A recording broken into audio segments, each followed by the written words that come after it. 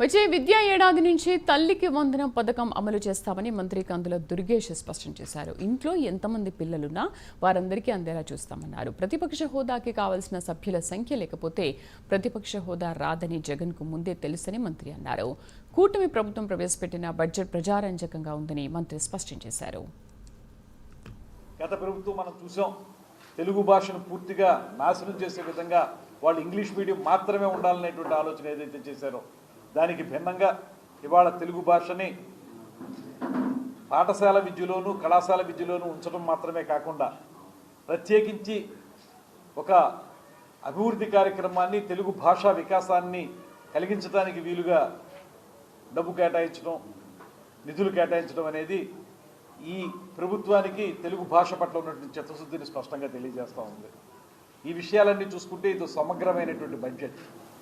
ఇది ఖచ్చితంగా ఒకటైతే మేము చెప్పగలం, వినాశనానికి పతనానికి ఆనవాలుగా మిగిలినటువంటి గత ప్రభుత్వం తాలూకు విధానాలను పక్కన పెట్టి అభివృద్ధి పురోగతి అనేటువంటి అంశాలతోటి ఆ ప్రాతిపదికగా నిర్మించుకున్నటువంటి బడ్జెట్ ఇది. రాబోయే 5 సంవత్సరాల కాలంలో ఏ రకమైనటువంటి అభివృద్ధిని ఈ రాష్ట్రంలో చేయబోతున్నాం మనం అనేటువంటి దాన్ని స్పష్టంగా ఈ బడ్జెట్లో తెలియజెప్పారు. మొత్తంగా చూసుకుంటే అన్ని విభాగాల్లోనూ కూడా అద్భుతమైనటువంటి బడ్జెట్గా రూపొందింది అనేటువంటి మాటని ఈ సందర్భంగా మీకు తెలియజేస్తున్నాం. అందుకే ఇవాళ పేరుకి ఏదో ప్రతిపక్షాల వాళ్ళు విమర్శించాలనేటువంటి ఆలోచన చేశారు తప్పితే మొత్తానికి ఈ బడ్జెట్ ప్రజామోదంగా ఉందనేది, సర్వజన రంజకంగా ఉందనేటువంటి మాట అందరూ కూడా ఒప్పుకుంటున్నటువంటి విషయం. రాబోయే రోజుల్లో పార్టీ పటిష్టత కోసం, లేకపోతే మనం క్షేత్రస్థాయిలో పార్టీ మరింత బలోపేతం కావడం కోసం ఏ రకమైన ఆలోచన చేయాలనేటువంటి దిశానిర్దేశం చేయడానికి ఈ ఆవిర్భావ దినోత్సవాన్ని ఉపయోగించుకుంటున్నాం.